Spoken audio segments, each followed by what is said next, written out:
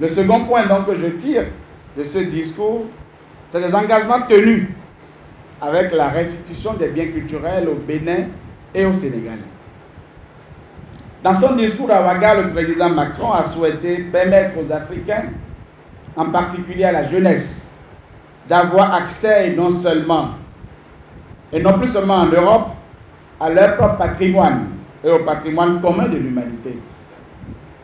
Comme premier acte de concrétisation, il a souhaité engager le processus de restitution de 26 œuvres demandées par le Bénin. Des prises de guerre du général Dode dans le palais Benrazin en 1892. Cet engagement a été rendu possible grâce au remarquable travail préparatoire effectué par le musée du Quai Branly, Jacques Chirac, qui a non seulement permis la conservation et la valorisation de ces objets, mais aussi leur restitution. Dans le même esprit et à la demande du Sénégal, un prêt à longue durée du sabre dit d'El Hadj Omar Tall et de son fourreau, conservé par le musée de l'armée, a été consenti. Il s'agit bien donc de deux cas de biens provenant de butins de guerre liés aux conquêtes coloniales, non couverts par des conventions internationales en vigueur.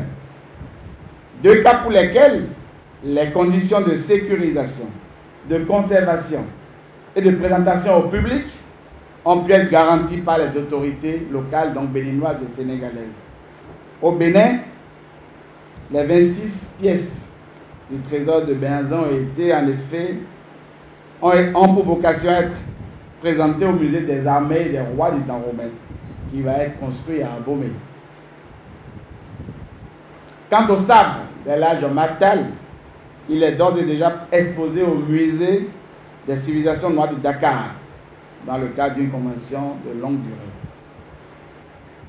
La voie juridique qui a été retenue pour permettre ces deux restitutions sans remettre en cause l'inaliénabilité des collections nationales est celle d'un projet de loi spécifique autorisant une dérogation limitée, encadrée et circonstancée à ce principe sans conséquence d'ordre général sur le droit patrimonial.